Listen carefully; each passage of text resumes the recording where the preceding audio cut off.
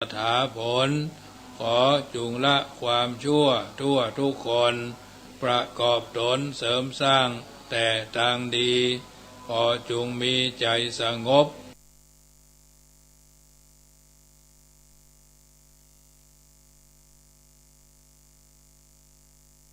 ประสบสุข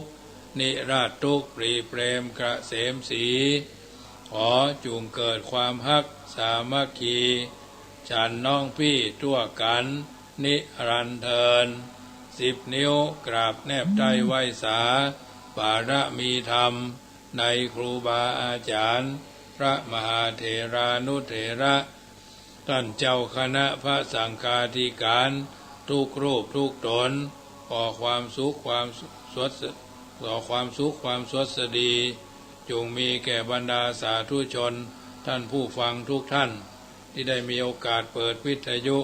รับฟังรายการเสียงธรรมก่อนลับตาทั้งสถานีวิทยุเพื่อการศึกษาพระพุทธศาสนาและวัฒนธรรม FM ความถี่904.50 เมกะเฮิรตซ์วัดฝายหินตำบลสุเทพอำเภอเมืองจังหวัดเชียงใหม่เมตตาในท่านพระครูสมุวิสุวัตรวรกิจโจท่านเจ้าอาวาสท่านผู้อำนวยการสถานีวิทยุแห่งนี้ถวายเวลาเฮือธรรมภาพพระมหาประสิทธมาภินันโทเจ้าวาดวัดจังกำตำบลมะกอกอำเภอป่าซางจังหวัดลำพูนน้อมนำเอารายการนี้มาอู้เอิญเจริญพรมาเป็นปฏิพรกับบรรดาญาติโยมที่อยู่ท่าดาวฟังเป็นประจำทุกเมื่อค่ำยามแรงของแต่ละวันเพราะฉะนั้นวันนี้ก็เช่นเดียวกันน้อมนำเอารายการนี้มาอู้เอิญเจริญพรเป็นวันศีลเป็นวันพระจะได้เทศนาพระธรรมเทศนาเรื่องกำพร้าวัวตองผูกที่บรรดาญาติโยมอยู่ท่าดาฟังกันตั้งอกตั้งใจกราบพระไหว้พระเป็นลำดับกราบ1กราบ2กราบ3กราบ4กราบ5อะระหังสัมมาสัมพุทโธภควาพุทธังภควันตังวิวาเทมิกราบสวากขาโตภควตาธัมโมธัมมังนัมมัสสามิกราบสุปฏิปันโนภควโตสาวกสังโฆสังฆังนามามิกราบมาตาปิโตโคนังอหังวันตามิกราบปุโนปการีวันทามิกราบพระพุทธกราบพระธรรมกราบพระสงฆ์กราบระลึกถึงคุณพ่อคุณแม่กราบระลึกถึงคุณของครูบาอาจารย์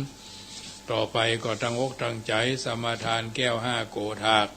ซึ่งเป็นธรรมเนียมประเพณีเป็นวันศีลเป็นวันพระตั้งอกตั้งใจสมาทานแก้ว5 โกฐากเป็นลำดับไปเพื่อความเป็นสวัสดิมงคลแก่ตัวแก่ตนเอาท่านทั้งหลายในฐานะที่เป็นชาวพุทธเพราะฉะนั้นเอาตั้งใจสวาโตโอกาสะปันเตกะเดพระปัญจรัตนาผ่านแผ่วพระแก้วเจ้าตั้ง5 ประการตนทะรงอนันตาที่คุณญาณหาที่สุดบ่ใดเป็นที่ไวและสักการะบูชาองค์สลีสัพพัญโญพระพุทธเจ้าพระธรรมเจ้าพระสังฆเจ้าพระมหาจินตเจ้าเจดีย์ไมสลีมหาโพธิลูกาพระมหาอุปคุตเถระเจ้าอาจารย์ในวันนี้ก็หากเป็นวันดีอันวิเศษเหตุว่าเป็นเดือน10เนือแฮม8 ค่ำว่าเป็นวันพฤหัสบดีที่21เดือนกรกฎาคมหมายมีเจ้าสมณะศรัทธาพระมหาประสิทธมาภินันโทเจ้าอาวาสวัดจังกำเวียงเวลุคามป่าสร้างเป็นตนเป็นประธานพร้อมทั้งสนะศรัทธา ทายกทายิกาผู้เปิดวิทยุอัพฟังรายการเสียงธรรมก่อนรับตาในทิศทางสี่ฟัง104.50วิทยุเพื่อการศึกษาพระพุทธศาสนาและวัฒนธรรมแห่งนี้แหละนาก็ได้ปากันสนงคงควายตกแต่งพร้อมน้อมนำมายังมาตุบูพารายจะดวงดอกเข้าตอกดอกไม้และไฟเทียนมาวางเวียนไว้เนื้อคันปันเป็นหาปุณโกตาปัตมาวิภาคเบื้องต้นหนทีผู้ค้าตั้งหลายขอน้อมเกณฑ์เว้นถวายปูชาสูมายังพระมุนีตนสักสวัสดิ์กับทางพระบทพระบาทพระสรีราธาตุเจ้าเจดีย์ไม่สรีมหาโพธิ์มีหลายกฎนานาตุติยาขันปุ่นทวนซองผู้ค้าตั้งหลายปองน้อมมาเกณฑ์เว้นถวายปูชาแล้วจะขอสู่มายังพระนวโรพุทธราชธรรมเจ้าเก่าประการ10กับทางพระปริยัติธรรมอันโอฬารเลิศแล้วอันเป็นดวงประทีปแก้วสองหนตาง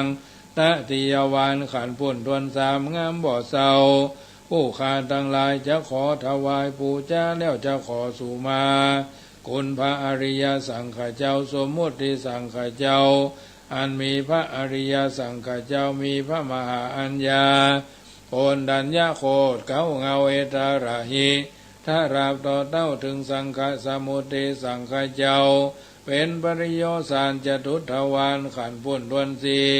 งามร้นทีบาจักสังขยาผู้ค้าทั้งทอถวายปูชาสู่มายังภากรรมฐานเจ้าทั้งสองนั้นเป็นกองแห่งสมถกรรมฐานและกองแห่งวิปัสสนาธรรมดวงวิเศษอันเป็นเหตุสัตว์ไปหอดเพียงแก้วยอดมหาเนรปานปัญจมาวานขันปุ่นทวน5ผู้ค้าทั้งหลายจะขอถวายปูชาสู่มายังคุณพ่อคุณแม่ปู่ย่าตายายคุณผู้มีอุปการะคุณทั้งหลายคู่เก้าคู่ไปคู่ตายคู่ยังอาจาริยะอาจาริยังเจ้าทั้งหลายสั่งสอนยังโลกียะสั่งสอนยังโลพุทธราชสั่งสอนยังอัคระพยัญชนะคาถาทั้งหลายสั่งสอนยังสมถกรรมฐานวิปัสสนาธรรมกรรมฐานถ้าหลาบต่อเต้าถึงอาจารย์ปัจจุบันนี้ใส่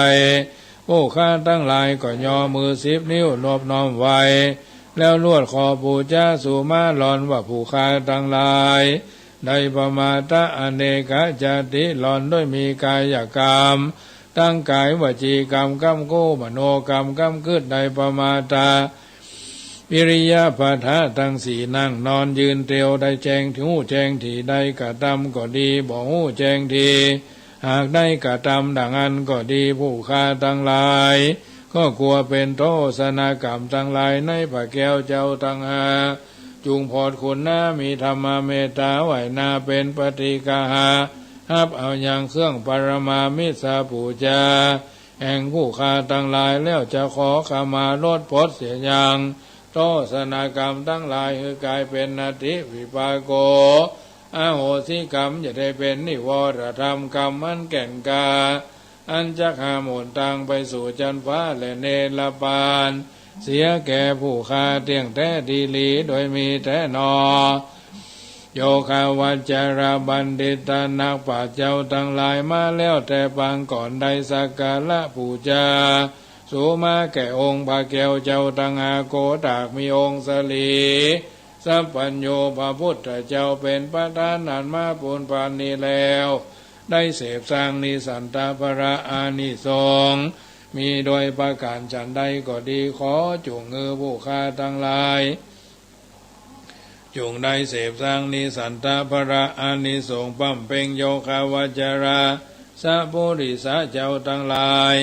อันมาแล้วแต่ปางก่อนนั้นจุงจักมีเตจะบุญญารายสีนี่นาผู้ค้าทั้งหลายจักอุทิศถวายไปหายังบูรพามหากษัตริย์เจ้าทั้งหลายบูรพาอาจารย์เจ้าทั้งหลายถ้าหลาบต่อเต้าถึงพ่อแม่ปู่ย่าตายายข้ากูลวงศาพ่อเกิดแม่เติดเจ้ากรรมนายเวรพระภูมิเจ้าตีเท้าจตุโลกบาลทั้งสี่เสวัดเสวาเสือบานเสือเมืองเทวบุตรเทวดาเจ้าทั้งหลาย ผู้ใดสั่งสอนยังโลกิยะสั่งสอนยังโลกุตละสั่งสอนยังอัคขระพยัญชนะคาถาเจ้าทั้งหลายถ้าโกนวงศาพ่อเกิดไม่เกิดเจ้ากรรมนายเวรพระภูมิเจ้าที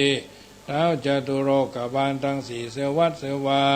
เสือบานเสือเมืองเมืองฝ่ายเทวบุตรเทวดาเจ้าทั้งหลายพระพัตตาเทวดาลูกเทวดาชากามะวัจระเทพินินพรหมยมมาราชคุณนักน้ำนาทีนางนาถไทยธรณีตนจำบุญตนจำบาป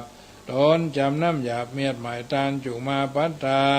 อนุโมทนาทีคาการายามนี้วันนี้นั่นจุงจักมีเตียงแท้ดีลีบัดนี้ผู้ข้าทั้งหลายจะขอถวายปูชาเป็นมคตภาษาบาลีว่าสวดตุอิตังโนอาเกมโตบุบาราจาปูชาสัจการวะตานังโจติตานังสัมมาสัมพุทธัสสะธัมมัสสะสังฆัสสะมหาจินธาโตมหาเจติยังมหาโพธิรุขังสกจังเตมาอุเจมะอัจจโยโนบันเตอจักขมายตาพลังยะถามุรังยะถากุสลังเยมยังอุตตมะสังฆสังฆเตสุติรัตเนโตอธิเทวะปัจจุปเนวาวิวายะดิวาราโหวากายเยนะวาวาจายะวามนัสสาวาปะมะตังวากาลวังวากาสิมานิสวายตาธัมมังปฏิกโรมะเตสังโนปันเตอุตติรัตนาปัญจกังอนุกัมปังอุปาดายาจายังอาจายโตปฏิกนันโตข้ามันตัวายาติสังวลิสามานาปุเนวังปฏิกาลิสามานิจังวัตานิพานังสุขังวัฏานิพานังสาลัง วัฏานิพานังนิพานังปะละมังสุขังต่อไปก็สมาทานศีลห้าเนอะแล้วก็ฟังธรรมเนาะนะโมตัสสะภะคะวะโตอะระหะโตสัมมาสัมพุทธัสสะนะโม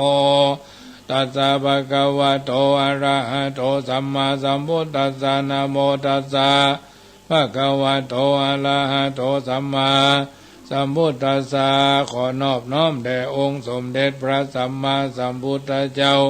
พระองค์นั้นผู้เป็นพระอรหันต์ดับเพลิงกิเลสเพลิงทุกข์สิ้นเชิงตรัสรู้ชอบได้โดยพระองค์เองขอนอบน้อมแด่องค์สมเด็จพระสัมมาสัมพุทธเจ้าพระองค์นั้นผู้เป็นพระอรหันต์ตรัสรู้ชอบได้โดยพระองค์เองข้าพระเจ้าขอนอบน้อมแด่องค์สมเด็จพระสัมมาสัมพุทธเจ้าพระองค์นั้นผู้เป็นพระอรหันต์ตรัสรู้ชอบได้โดยพระองค์เองพุทธังสรณังคัจฉามิข้าพระเจ้าขอถึงซึ่งพระพุทธเจ้าว่าเป็นที่พึ่งธัมมังสรณังคัจฉามิข้าพระเจ้าขอถึงซึ่งพระธรรมว่าเป็นที่พึ่งสังฆังสรณังคัจฉามิข้าพระเจ้าขอถึงซึ่งพระสงฆ์ว่าเป็นที่พึ่งตุติยัมปิพุทธังสรณังคัจฉามิแม้ครั้งที่สองข้าพระเจ้าขอถึงซึ่งพระพุทธเจ้าว่าเป็นที่พึ่งตุติยัมปิธัมมังสรณังคัจฉามิแม้ครั้งที่สองข้าพเจ้าขอถึงซึ่งพระธรรมว่าเป็นที่พึ่งตุติยัมปิสังฆังสรณังคัจฉามิแม้ครั้งที่สองข้าพเจ้าขอถึงซึ่งพระสงฆ์ว่าเป็นที่พึ่งตติยัมปิพุทธังสรณังคัจฉามิแม้ครั้งที่สามข้าพเจ้าขอถึงซึ่งพระพุทธเจ้าว่าเป็นที่พึ่งตติยัมปิธัมมังสรณังคัจฉามิแม้ครั้งที่สามข้าพเจ้าขอถึงซึ่งพระธรรมว่าเป็นที่พึ่งตติยัมปิสังฆังสรณังคัจฉามิแม้ครั้งที่สามข้าพเจ้าขอถึงซึ่งพระสงฆ์ว่าเป็นที่พึ่งติสรณะคมนังนิติตังไตรสรณคมจบแล้วต่อไปเป็นสิกขาบท5 ข้อ 5 ประการปานาติปาตาเวรมณีสิกขาปะตังสมาธิยามิข้าพเจ้าขอสมาทานเอาซึ่งสิกขาบทข้อที่หนึ่งคือละเว้นจากการฆ่าสัตว์และมนุษย์อทินนาทานาเวรมณีสิกขาปะตังสมาธิยามิข้าพเจ้าขอสมาทานเอาซึ่งสิกขาบทข้อที่สอง คือละเว้นจากการลักทรัพย์ถือเอาสิ่งของที่เจ้าของบ่ได้อนุญาตกาเมสุมิจฉาจาราเวระมณีสิกขาปะทังสมาติยามิข้าพเจ้าขอสมาทานเอาซึ่งสิกขาบทข้อที่3คือละเว้นจากการประพฤติผิดในกามคือความใคร่ได้ใคร่มีคู่ผัวตัวเมียลูกเต้าเหล่าหลานอันเป็นผู้มีเจ้าของหวงแหนรักษาปกป้องรักษาคุ้มครองรักษาลดละเลิกได้สบายเที่ยงเต้าบ่เต้าแต่นั้นมุสาวาตาเวระมณีสิกขาปะทังสมาติยามิข้าพเจ้าขอสมาทานเอาซึ่งสิกขาบทข้อที่4คือละเว้นจากการพูดปดพูดส่อเสียดพูดคำหยาบพูดเพ้อเจ้ออันหาสาระประโยชน์ไม่ได้สุราเมรยะมัจจะปมาทฐานาเวระมณีสิกขาปะทังสมาธิยามิข้าพเจ้าขอสมาทานเอาซึ่งสิกขาบทข้อที่5คือละเว้นจากการดื่มเสพจำหน่ายเป็นธุระจัดหายามายาบ้ายาอียาไออันเป็นที่ตั้งแห่งความประมาทพังเผลอพังพลาดขาดสติความบ่ฮู้สึกตัวลดละเลิกได้สบายเที่ยงเต้าตลอดจุนยาวะชีวังสีขาบท5ข้อ5ประการนี้ได้กล่าวไปแล้วแลก้อยฟังเตอะนาอาวอาพี่น้องในโขงเขตห้อง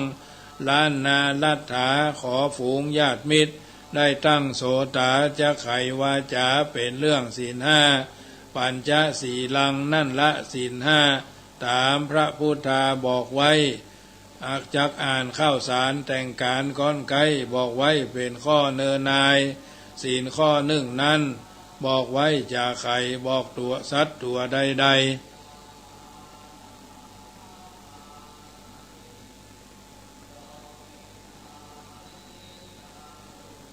อย่าได้ไล่ฆ่าสัตว์น้ำสัตว์บกตกอยู่โลกล่าอย่าได้เตะปลาแตกมั่ง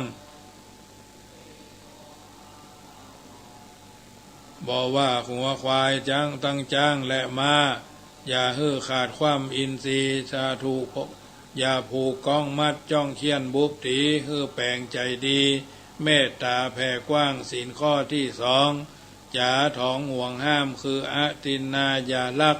แก้วแหวนเงินทองเข้าของสิ่งทรัพย์อย่าลักย่องยื้อเอาไปเข้าของเจ้าของเปิ้นหู้จับตามกฎหมายขังคอกเนินนายเสียใจเมื่อล่าศีลข้อที่3ถามลุงถามป้าชื่อว่ากาเมจำไว้ห้ามบ่อื้อไผยิงใจต่างค่ายลักลอบเย็นอันกามาผัวเมียเปิ้นหู้เมาหวานตันหาคบจูกามาพิษธรรมพระเจ้าบอกว่าไฟถึงหนมถึงเท่าอย่าได้มัวเมาเรื่องนั้นศีลข้อ4นั้นจักบอกไข่ป่านมุสาวาตังอย่าได้กล่าวท่านอย่าจุไล่ไผยิงใจต่างบ้านอย่าจะรวงพางอวดหูอันจาดคนลวกอย่าดักโคดคู่บ่จ๋าฟู่อู้คุยโวอู้จ๋าเลอะเทอะปะเลอะปะเต๋อคำอู้ปาโลใจการบ่ได้คือมีสัจจาว่าได้เป็นได้ไผคนใดก็ฮักคือข้อ5นั้นหนาเปิ้นจะไว้นักว่าอย่ากินเหล้าสุราบ่ดื่มบ่ดีดื่มล้ำน้ำพิษนาชื่อว่าสุราเมรัยเน้อเจ้าน้ำขาวน้ำแดงน้ำแข็งน้ำเหล้ากินแล้วปลาเมาขี้ค้านลบเวียกลบการข่าวขานสถานบ่กลัวบ่ย่านคนใดรำฟ้อนวอกอ้อนนิสัยอย่างทำไปเปลี่ยนไปอย่างพ้องดื่มสุราไข้หัวพ้องดื่มเข้าไปไข้หัวขี้จ้อยซอก็มีหลายนักพ้องเมาขึ้นมาคืดฆ่าคืดลักขโมยย่องยื้อเงินทองอู้จะพูดเท็จทีเด็ดจองหองลักแอบลักมองเมียเขาเจ้าบ้านเล่นจู้ลู่ผัวเมามัวเสี่ยงท่านชอบสุขสำราญเรื่องฮักพิษป่าเวณีขี้เหล้าขี้ลัก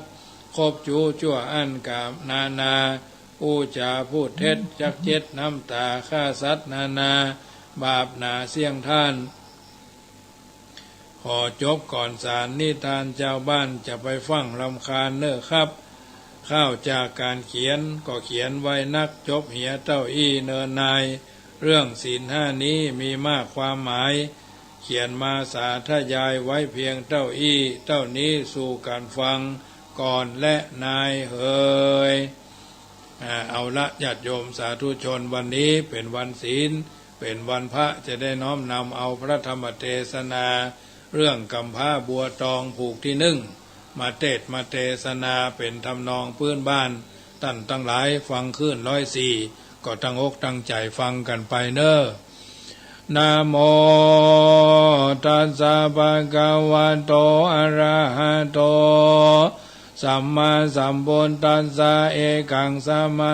เอกัสสะมิงกิลาสัมมาเยสัทธาสาวัตติยังวิหารติเจตวันเนอนาตาบินดิกัสสะอาลาเมภิกขุนังกตังอาราภิสังอิมังจตกังกเตสิทิสานะโวดุลาสะโพลิสะทั้งหลายตั้งยิงใจละลำแล้วแถวเตาปากันอยู่เฝ้าจักฟังธรรมเทศนาจากรายการเสียงธรรมก่อนรับตาวิทยุเพื่อการศึกษาพระพุทธศาสนาและวัฒนธรรม104.50วัดฝ่ายหินตำบลสุเทพอำเภอเมืองจังหวัดเชียงใหม่เมตตาในท่านพระครูสวิวะภาคูสมุวิสุวัตวรกิจโจท่านเจ้าอารามธิปติวัดฝ่ายหินเวียงวัดเชียงใหม่นี้นาถวายเวลาคือรายการเสียงธรรมก่อนน้ำตาอัตมาภาพพระมหาประสิทธรรมาภินันโทวัดจังคำเวียงเวรุคำป่าสางน้อมนำเอาพระธรรมเทศนามาเทศนาโดยว่าวันนี้ก็เป็นวันดีเป็นวันสดีใสบ่เศร้าเป็นวันที่หมู่เฮาเราเจ้าข้าจักพากันสมาทานปัญจวิรัติศีลห้าหือทานข้าวน้ำโภชนะอาหารฟังธรรมเทศนาเนื่องในโอกาสวันศีลวันพระเดือน10เหนือแหม8ค่ำพร้อมว่าเป็นวันพฤหัสบดีที่21หรือ21มีใจงามชื่นจ้อยย้อนไฟห้อยใจไม้ไข้พันภายพ้นจากต่างทุกข์ยากสงสารจึงหือทานข้าวน้ำวัตถุพรำปัจจัยมีสินใสบ่ขาดบ่ประมาทภาวนาปากันดามวลหมู่พร้อมนาโยฟังธรรมจากรายการเสียงธรรมก่อนรับตาจุงได้จำแต่ตนเด็ดสืบสนตัวไปจักไข่บอกเราหูเก้าขี้ยาถึงการนา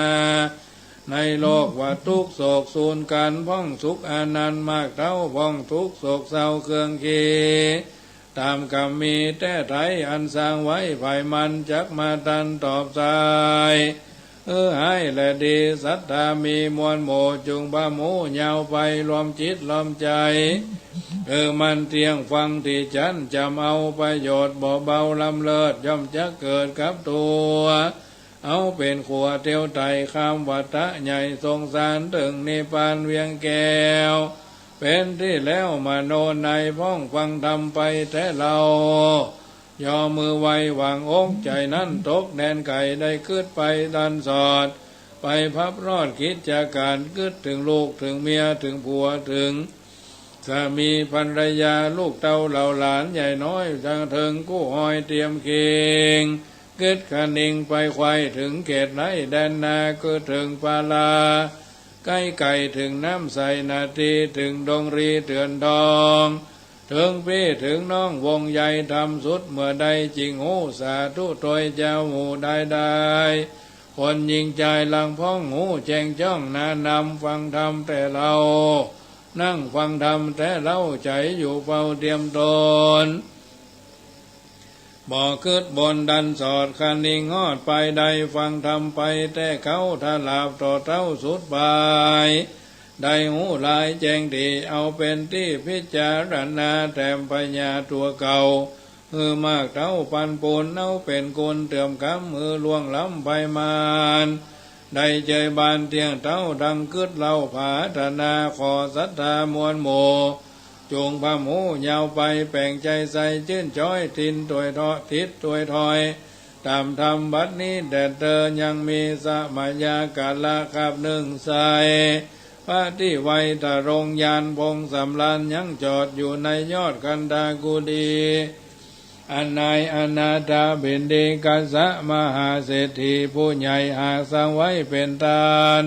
นอกสถานเมืองกวางมีชื่ออ้างว่าสาวัตถียะตาและเม เมื่อใดดังอันตตากาลยามนั้นเล่าอันว่าเท้าเจ้าภิกขุทั้งหลายต่างก็มานั่งยายเป็นหมู่พร้อมนาอยู่ห้องธรรมก็จะกำเป็นเหตุเพื่อจักมือพระเทศเทศนาวะอาวุโสดูราตันทั้งหลายเอ๋ยน้อยใหญ่ข้าขึ้นไข่ถึงวันว่าพระตนตรงธรรมเป็นเก่าคือพระพุทธเจ้าเรารามีเมตตาบายบทนำสัตคามโอคาสงสารถึงนิพพานเวียงแก้วเป็นที่แล้วเครื่องกาทนนานามวลโมเทวดาอยู่บนฟ้าฮับแหล่งลาคงสวรรค์ก็ปากันบอกขาดฟังโอวาทภาษาตาเป็นดังเทวทัตนั่นนากายาปองขนาบคาสัพปัญโยกันขนิงโอจันทีก็เป็นที่ปีภูเขาแห่งนางน้องเนายาโสตลายังบ่มาที่ไกลนบน้อมไว้ฟังธรรมยังไข่กำสนสอบอกปากล้ออุบายสังฆาทั้งหลายมวลมากแตกมั่งจากเสียกันยามพระตรงธรรมตนสักสวาดยังพงย้ายบาทลีลาที่พับพาตาสูงใหญ่ที่จิมไกราชกะหานกรแห่งพระภูธรยศอาจคือท้าวราชพิมพิสารเทวทัตฐานใบบอดก็รีบไปสู่ยอดพับพาตาคือว่ายอดเขายอดดอยอยู่ก่อนผาอันใหญ่ลงมาใส่พระธรงธรรมหินไปทำถูกพระบาทเลือดย้อยหยาดเป็นสายได้เจ็บปวดหลายบ่น้อยเทวทัตถอยกาลีเนี่ยบ่ดีหยาบจ้าพองจักกาพระสัทธาแผ่นดินนานักโสด240,000 โยชน์เป็นไม้ก็พันภายยะย่องเป็นปองรูเปียวไฟเป็นเปียวทางคืนตั้งแต่พื้นนาเวจีเทวทัตหนีบ่ได้ไฟวู่ไม่เผารนพาเอาตนตกทอดไปสู่รอดอบายสะเวยทุกลายเหลือแหล่บ่เว้นแวคืนวันย้อนตัวมานใจอย่าปองขนาบสัพพัญโยบาปมาจูตอบใจเลยตกให้เครื่องขี่และนาขณะนั้นใส่พระที่ไวตะรงยานองค์สำราญยังอยู่ในแก้วกูกุเดโสเหตุโสโตนะเหตุโสตัญญาณมีเป่งพ้อยได้ยินถอยคำจาอันพระสังฆามวลโมจากันอยู่ในองค์ธรรมพระองค์คำอันเนตจักควรเทศนาจึงเสด็จลีลากระพากออกไปจากกันดากุติดังราชสี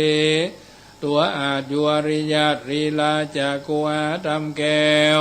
เพื่อลาเอวดงดานพระตะรงยานตนสักสวาดไปนั่งเหนืออาสนะภิกขุสังฆามวลโม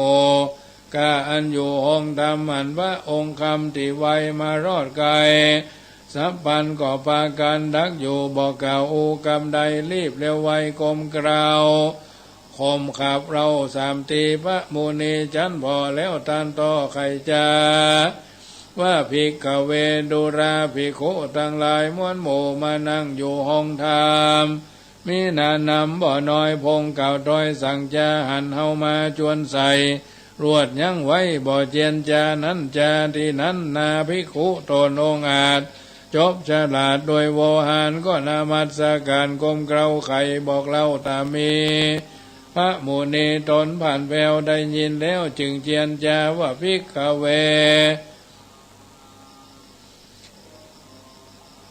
ดูราภิกขุทั้งหลายอันนั่งยายถวนหนุ่มเทาอันนั่งยายหนุ่มเทาอันว่าเทวทัตนั้นเล่าใจอย่าปองขนาบตัวเอาบาปะเอาไปไม่ในลุ่มไตหเวจีเสวยทุกขีลำตีใจจัดนี้บัดเดียวเมื่อเอาเตียวโลกกว้างพงก่อสร้างสมบานเป็นกุมารกำพร้าทุกโศกะอนาถาเทวทัตนั้นนาบาปเศร้าเป็นเท้าเจ้าคำยังกระทำบาปใบฮือเอาใดเครื่องขีบาปมีหลายหลากจึงจักลากตัวมันฮือได้ผ่านตกทอดลงสู่รอดอบายพระหมูนีนายกล่าวแล้วลวดฮับขาอูแก้วบ่อเจียนจาที่นั้นนาภิกขุตนองอาจอภิวาทนามัสการว่าข้าแด่พระจินนามานผู้เป็นเจ้าอันว่าชาติเก่าอติตาภิกขุสังฆามวลโมยังไปหูสันใดขอพระไขเก่าจี้แจ้งดีตามรายภิกขุทั้งหลายมวลโมได้พระหมูตามมีแด่เธอเมื่อนั้นสัพพัญโยตนผ่านแผ้วจึงไขคะอุแก้วเทศนากาละล่วงแล้วภิกขุทั้งหลายผู้คงควายไข่หอดเพียงแก้วยอดเนรปานแม้แต่เมื่อนานนักโสดหลายกับหลายโกรธวาสายังมีปัญญาตนนึ่งองอาจชื่อปั๊มเพ่งวรราชบุญเรืองสะเวยเมืองใหญ่กว้างน้ำเก่าไว้ว่ากาสีนากรเมืองบวรใหญ่กว้างคนอยู่สร้างหลวงลายห่อเฮือนใหญ่อย่าถอยหลังใหญ่น้อยแกมกันคนเตียวผ่านละลาดบ่หูขาดบางตาพ่องก็มาตั้งนาพ่องก็แอวกาและคายพ่องก็แอวได้พอยือพ่องก็หาซื้อยังคองพ่องก็ปองไปนอกพ่องก็ปอกคืนมาคงปลาลาแห่งเท้าดูเจือนเย้าเรื่องไรเป็นเวียงใจพาเสดบ่ไม่เดือดเครื่องขี่เข้าน้ำมีก่อหลายแหล่ลูกไม้แผ่ทมทองวางก่อกองตามกาดบ่หูขาดสุดปีเจ้าบุรีต่างเตศอันอยู่เขตแดนไก่กันกระไกรมาฮอดเข้าไปทอดตาอันย่อมปากันจมเจืนปีติตื่นยินดีบอกใครหนีปอกเท้าไปบ้านเก่าเมืองตนและนาที่นี้จักสั่งวันนาจะเล่าถึงเท้าเจ้าบุรีแห่งเวียงกาสีนั้นใสอันมีชื่อไว้ว่าปาปังกะราชาปาปังกะราชาอันนี้นาพญาตนเป็นเท้าเจ้าย้อนนาบุญเก่าก็มีลายเท้าบ่คงควายจักสั่งบุญกว้างยาวไปเท่ามีใจชื่นสู้กับมวลอิทธินาลีหมู่งามดีหลายหลาก16,000หากเป็นถัดลาอยู่ใหญ่ๆแวดล้อมทุกค่ำเช้าคืนวันเต้าก็ปากันบีบนวดที่เจ็บที่ปวดกายะพ่องก็เอาสุรามายื่นมาตอนพ่องก็ฟ้อนแอนลำนาพ่องก็ไข่กำจะจ้อยทางเก่าตอยจะหวานตนผู้บานต้านเต้าใจชื่นเย้ายินดีเสียงดนตรีปินพาดดังบอกขาดยามวันอันว่าเต้าห่อจันยศใหญ่ย่อมบาใบปาลามักโกธาคิ้วโคดขี้โคดขี้เกียจมักขมตะกมมักลาบตามาบมักลูกกุยใส่ยังโตดไผ่น้อยได้ทำก้อยเครื่องขี่กำบ่มีชอบแปงใส่กำบ่ใหญ่ชอบแปงหามาเคขาไผ่ลาดตั้งงามอาจคนในได้เครื่องใจไม่เอาได้โศกเศร้ามองผ่านตนผู้บ้านต้านเท้าป่าแผ่นดาวบุรีมีเทวียอดซอยงามบ่น้อยชื่อจันตามีราชธิดาหนอเนาน้ำบอกเราว่าชิมบาลีอยู่สำราญดีจะใจบ่เมื่อยบ่ไข้หนาวในบ่เป็นใดสักสิ่งจำเริญยิ่งเร็วปานปีเดือนวันก็ปันจอดต่อเต้ารอด16 ปีชมนางดีพิราชวันน่ะอาจเดือคนหญิงสกลโลกไตบ่มีภัยได้ตนนางดาวหอขวางหนุ่มเทาเศรษฐีเขาเงินนาอันอยู่ปราต่างเตศของดาวเขตแดนไก่ต่างก็ไหลมาสู่บ่ขาดอยู่ยามวาน เขาก็ปาการมวลมากนำเอาของฝากมาเป็นบรรณาการจางจาวานกล่าวถอยขอนางยอดซอยบุญมีเป็นเทวีร่วมค้างส่วนตนเจ้าจ้างพิตาบ่อนุญาตปงขาดแก่เท้าราชตนใดเต้าก็จะใครบอกเล่าคืออามาตย์เขาต่างตาหากันยายอดซอยอันนามซอยร้อยเรืออันงามซอยร้อยเสมอกันมาอยู่หอจันหลายหลาก6,000นางเป็นหากเป็นบริวารได้สำราญชื่นจ้อยได้ภาษาซอยหอคำก็มีอันและนากันละนั่นใสยังมีขาขี่ไล่สองผัวเมียตกยากเสียทำก้อยอยู่ตูบน้อยมุงคานอกปลาเวียงกวางเต้าห้ามจางกะตามการได้เข้าสารบูหมากตามเขาหากจักปันจำรางวัลนั้นใส่ก็ปาเข้าป่าไม้ดงนาหาหลัวหาฟืนเก็บเครื่องครัวของป่าคือพักปูญาและพักน้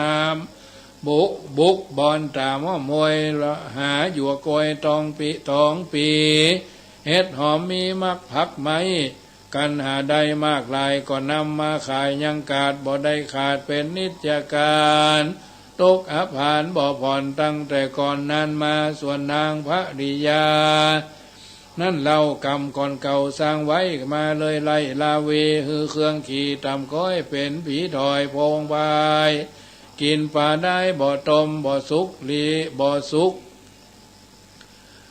ละบ่สุกลมดิบแดงบ่หอนแกงปิงจีนางปิบบีกเว้นกำกินดูลำอิ่มท้องบ่ขุนคองเครื่องขี่กันยามระไว้ตีมาหอดนางก็สอดแสวงงาตามแดนนาเขตไล่ตามป่าไม้แดนดินเพื่อหากินกบเขียดปูป่าปูป่าเป็ดอยู่ในน้ำตามเดือนทำปูดอยกินตั้งหอยใหญ่น้อยจูบแล้วก้อยวางไปกันกระไกลาสอดดาจักรอดแทงแล้วก็รีบกาดแก้วคืนสู่ยังที่อยู่แกหาดังนี้นาจะใจบ่เว้นไว้วันใดกินยังไข่นั้นเราเหม็นสาบเต้าปานปีและนาโจทกาแม้นว่ามีคนจะทำให้หูความเงื่อนเขาว่านางบาเบาพงภัยกินป่าได้นั้นใส่ในแต่ไทยอาติตาสร้างบาปหนาสาสร้างพ้องชงจริงตกป้องเครื่องขีเกิดเป็นผีใบเพศเป็นทุกขเวทนาขอใครจะเก่าจีแจ้งที่ตามีแด่เตอจักวิสัชนาเก่าแก่แม่นแต่ตามธรรมควรไขกรรมบอกเราว่านางหนอเนาเมื่อก่อนเกิดอยู่บ่อนเมืองคนบ่ตุกจนต่ำก้อยอยู่ชื่นจ้อยตีคาวันหนึ่งนายามเจ้าคนหนุ่มเทายิงใจป้าจะมาจะลายโอกาสนางนาดไข่หูว่าไปสู่อารามตานจามจะใจนบน้อมไว้ฟังธรรมมีสินจำทิศต่อบ่ขาดคอภาวนานางก็จะกล่าวอ้างว่าข้าบ่ว่างยังการอันการตานั้นใส่ขอเอาไว้วันโลนจักกะตำบนบ่ขาดเข้าอาวาสฟังธรรมศีลนำจะใจนบน้อมไว้ภาวนาบนหนาปานปอถมหนาก่อดวงลายปันไปเมื่อเกิดในห้องฟ้าเลิศเมืองสวรรค์กันไข่ปันเก่าแล้วนางกาดแก้วก็ไปสู่ยังที่อยู่แดนนาหาปูปลากุ้งเหนียวอันละเสียววังทานมาเป็นอาหารเลี้ยงท้องกบเขียดห้องสาวตามเขตดาวแดนนาหากนำมาเลี้ยงใส่กินแล้วบ่ไว้แนมขายบาปกรรมหลายมีมากละภาคเมื่อละภาคหลายดีนางเคยไขว่าตีแต่เขาว่ากันแก่เท่าเจลาจักเขาวัดเขาว่าบ่ขาดนบน้อมวาดฟังดำพ้อยบ่สมกรรมเก่าอ้างได้มวยมั่งเป็นปีคือตายและหนีเสียก่อนยามอยู่บ่อนเมืองคนกาละกุศลน้อยใหญ่นางบ่ไฟเจยบานบ่เคยตานใส่บาทบ่ขาดบ่เคยหยาดน้ำเมียดหมายตานเดือนจีปีใหม่เข้าวาสาวาสาเดือน12เป่งสินดวงใส58บ่โคตรแควดทักษากรรมตันมาตันฮอดได้ตัวยมอดมอยเป็นผี บาปกรรมมีบ่ไรอันสร้างไว้กับตนบ่ปาวนเมื่อโซ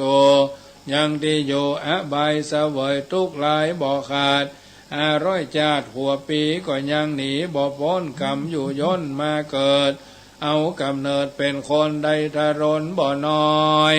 เป็นผีถอยพงใบกินกบเขียดลายเสียงใสบ่เว้นไว้ผูป่ามีกายาปางอ้ายย้อนกรรมตอบใจตัวตานได้หันชาตินี้บ่อาจลี้ตั้งใดดังจะไขบอกเราตั้งแต่เก้าลำดับมานั้นนาตัดสมาเหตุนั้นใสคนน้อยใหญ่ใจยิงจริงข้านิ่งสอดดานกัดที่สันยาวไปกึดที่สันยาวไปว่าบาปบุญใดไผ่สร้างย่อมบ่ห่างหายหนีกันสร้างกรรมดีนั่นใสมีศีลไว้กับตนก็ยามเป็นคนโลกลากันตัวนายิงใจก็บ่มีใจมักขอดบ่ละทอดเราราแม่นจักไกลกาเตียวไตไปเหนือไปไตแดนไก่บ่มีภัยไม่เดือดมาบังเกิดกับตัวบ่ต้องกลัวกันอยากทุกข์ลำบากเครื่องขีดังพระโมนีย่อซอยไขเก่าดอยเป็นหมายว่าคนยิงใจโลกไตการมีสินใสไว้รักษาย่อมจักพาพ้นจากทางทุกข์ยากจุปการได้ใจบานข้ำเจ้าบ่โศกบ่เศร้าการใดย้ำกระไกลละพาตายเสียจากเมืองคนย่อมเอาตนเมื่อเกิดที่ผาเสดเกษมสีการสร้างกรรมดีนั้นเราจะได้ไม่เอาจักได้ไม่เอาขีขมทุกทองถมบ่ขาดตั้งแต่ชาติปัจจุบันได้หันจะใจได้ทุกไม่ถนัดใจแม้นตายไปม้อยมั่งจากโลกวางเมืองคนจะได้เอาตนไปสู่ในที่อยู่อเวจีเสวยทุกขีหลายแหล่บ่เว้นแวะคืนวาน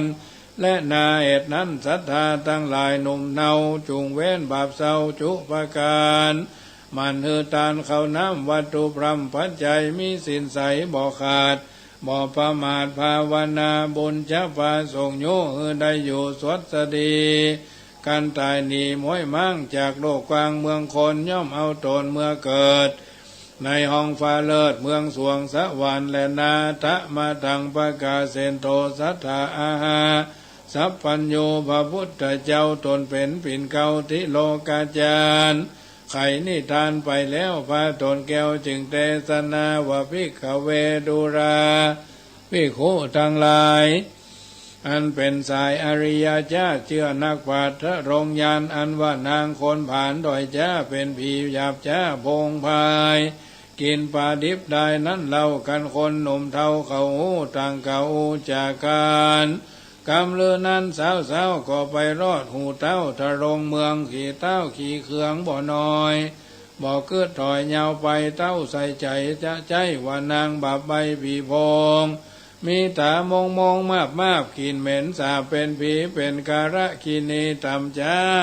แก่ไผ่ฟ้าเจ้าเมืองนางบุญเรืองบ่พรมาแต่ก่อนอาทิตาบัดนี้นามีเหตุเกิดเป็นเพศพงพายกินสัตว์ทั้งหลายน้อยใหญ่ล่าสอดควายบุรีสมควรมีแต่เราพอจะขาดเก้าคนหานไปกระทำการขับไล่ออกเวียงใจเร็วไวเท้าห่อใจคืดแล้วก็อามาตแก้วต่างตาใครว่าจะโอกาสเปบอกเพชรจะคาดมวลโมได้ปะหมูตามีก็มีอันและนานิดทิตังกิญาสังวันนาวิเศษจะห้องเหตุโกนะโหระกำพางัวตองผูกทวนเก้าปางเมื่อเท้าเจ้าบาปเบาทางเมื่อเท้าบาปเศร้าห่อคำได้ยินคำเล่าเศร้าว่าในเขตดาวบุรีเกิดมีพงภายถอยดาวเต้าบ่อไผ่หอยไปยาวบ่อสืบสาวเก้าเหตุป้อยจี้เจดกำไปหมู่ใจหมู่ใจหมู่ใจไฟหาเท้าคือเพชรจะคาดคนหานได้ไล่2 คนผ่านผัวเมียหนีเสียจากกราภาคออกไปจากเวียงใจจักเป็นสันใดไปนาจุงอดทาดาฟังผูกทวนที่2ถึงผูกทวนที่14ไปเป็นลำดับนี่แหละนานิทิตังก็บังคมสมเลสเสด็จเสียเต้าอี ก่อนแล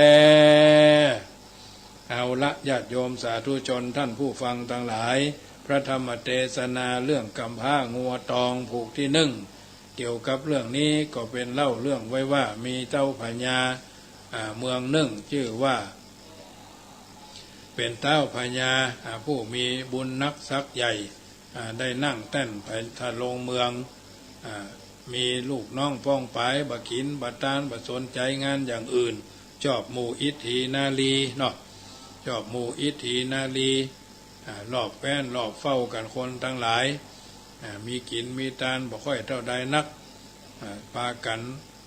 ข้าพเจ้าว่าหูอยู่กับนางนาฏสนมทั้งหลายอยู่กันไปอยู่กันมา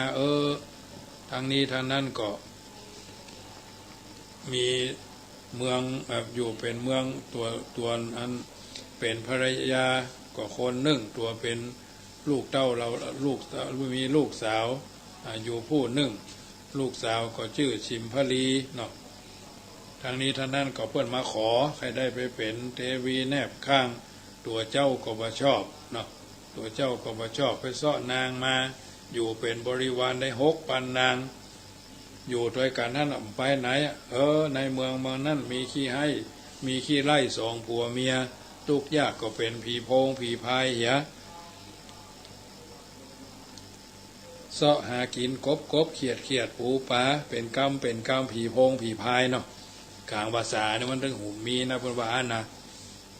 บ้านเฮาเดียวมันมีละไฟแจ้งละก่อนเนี่ยมามองอยู่กลางต้งกลางนาย้อนหลังไปหลาย10 ปีก่อนนะบ้านเมืองยังไม่เจริญเตื้อทีนี้ท่านั้นนางก็เป็นเก่าเวรเดิมนางผู้ที่เป็นผีโพงผีพายเนี่ยแต่ก่อนเพื่อนชวนไปกินไปทานก็ไปเตื้อข้ายังหนุ่มอยู่ยังเสาะว่าหากินอยู่ถ้าข้าเท่าก่อนค่อยไปอยู่ไปปรากฏว่าตัวนั้นตายเหี่ยก่อนมาได้ไปกินไปทานสักกรรมก็ได้ไปเป็นผีโพงผีพายผีกะผีพอกอยู่กลางต้งกลางนาทีนี้อยู่ในเมืองนี้กินกบกินเขียดไปเจ้าเมืองก็เล่าหน้าจาควันกันว่าบัดดีแต่มีบ้านเมืองมีผีมีสางในไผว่าเป็นกาลกินีก็บ้านก็เมืองใกล้นะเปิดไปบอกคือเจ้าเมืองเจ้าพญาเจ้าเมืองก็ฮู้เนาะพญาเจ้าเมืองก็ฮู้กว่าปลาคือเพชรฆาตไปบอกเหียบอกคือ2 เท่านะ2 ผัวเมียนะไปอยู่ที่อื่นเหียเนาะมาต้องคือมาอยู่ที่นี่เนาะเจ้าพญาชื่อปาปังวรราชบุญเรืองนะเสมยเมืองชื่อว่ากาสีนครนี่นะเนี่ยเรื่องที่ย่นย่อของพระธรรมเทศนา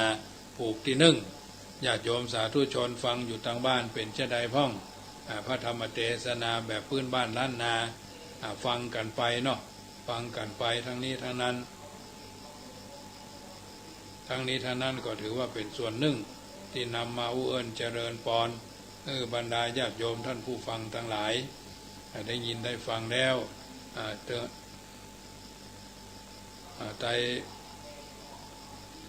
ไปนำไปเป็นพินิจพิจารณาปรับใจวันนี้ก็ทางคณะสงฆ์จังหวัดเชียงใหม่แจ้งมาว่าท่านพระครูสิริวิชยางกูลเนาะอดีตเจ้าวาดวัดบ้านปางเนาะเพิ่นย้ายไปอยู่วัดคีรีจอมหมอกอำเภอป้าวเนาะถึงแก่มรณภาพท่านมหาทองสุขเอกจือปนะไปเรียนทำ5 ประโยคพระครูสิริวิชยางกูลนี่นะอันนี้ก็ได้ถึงแก่มรณภาพไปเนาะน้อมถวายความอาลัยพระครูสิริวิชยางกูลพระจรูนสุจิตโตนะพระมหาจรูนสุจิตโตปท5เจ้าวาดวัดจอมคีรีดอยหมอกดอยหนองหอกดอยหนองกอกนะตำบลสันมหาพลอำเภอแม่แตงได้ถึงแก่มรณภาพลงอายุ59 ปีแก่กว่าธรรมาภาพไปปีหนึ่งอันนี้ก็แจ้งให้บรรดาลูกศิษย์ลูกหาผู้ที่มีความเคารพใกล้ชิดสนิทสนมทราบญาติโยมฟังรายการขึ้น104อยู่จุดไหนมองใดพี่น้องดอยสะเก็ดสันทรายเนาะจะเป็นเจ้าภาพพระธรรมเทศนากันเรื่องกำพร้างัวตองผูกที่2ที่3ที่4ไปจนกระทั่งถึง14ก็แจ้งความประสงค์มาได้เนอะคนละกันละ200บาทเนาะอันนี้ก็น้องเอิญเจริญวันนี้ก็เจ้าภาพเจ้าศรัทธา ก็มามีพ่อครูสุเทียนแม่สายศิลป์เล็กยองบ้านดงหลวงเวียงหนองล่องเป็นเจ้าภาพไปแล้ว300 บาทครับโฮงทาน200โฮงทานก็ทุกวันทุกเดือนเนาะเดือนละ1 ครั้ง4 เดือนในพรรษาเนาะเดือนหนึ่งก็ประมาณ 2,500 บาทถึงข้าวนมนมเนยอย่างเนาะละอ่อนถึงครูบาอาจารย์พระเนนเห็นน้อยก็ประมาณ100ชีวิตนะ2,500 บาทอันนี้กับเข้ากับป่าก็จะเวียนกันไปญาติโยมก็แจ้งความประสงค์ได้เนอะเจริญพรโยมแม่ห่างดงเนาะมี14แม่14กำลังได้ผูกที่1เจ้ากำลังม่วนผูกที่1อยู่ทางวัดเอาอย่างมาเทศปีเนี่ยอ๋ออันนี้จะมาเอากับผ้างัวตอง2 ปีแล้วกัน2 ปีแล้วไม่ได้เทศอ่ะ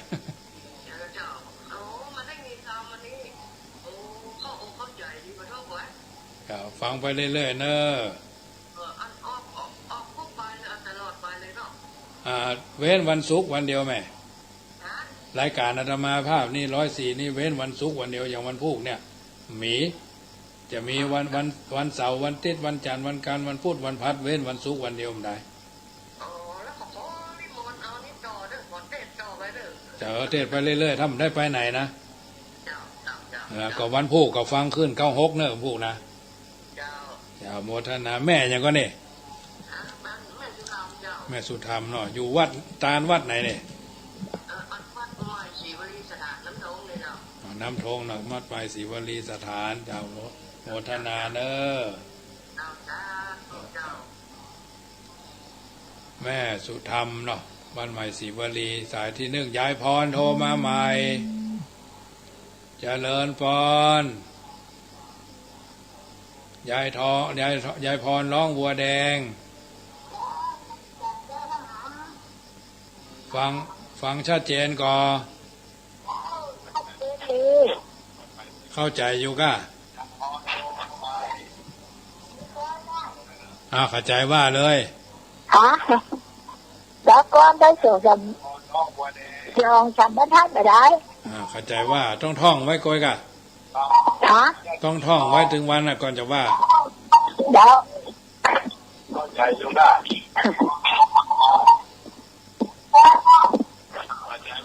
แม่ต้องปิดวิทยุดินจะกบลบกายวายสังขารไม่จะใช้สถานเอาซาขึ้นปาศูนย์เป็นความดีมีอยู่ผู้คำจริงคอยเทิดทูนชาติแทนชาติที่จากไปกายวายสังขารไม่จะใช้สถานเอาซาขึ้นปาศูนย์เป็นความดีมีผู้คำจริงคอยเทิดทูนชาติแทนชาติที่จากไป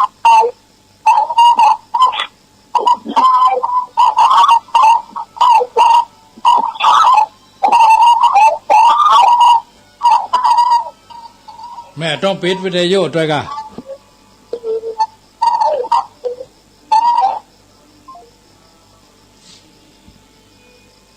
ยายพรอ่านก่อนต้องปิดวิทยุด้วยมาวิทยุฟังบอกเรื่องเอาละญาติโยมขอนำรายการจากท่านไปก่อนเนอะสัพปีติโยวิวัชชันตุสัพพโรโควินัสตุมาเตภวัตวันตรายโยพุทโธบังซ้ายธัมโมบังขวาสังโฆบังกายาอรหังบังเกสาละหังพุทโธนะโมพุทธายะอายุวันโนสุขังป้าลังขอเจริญพร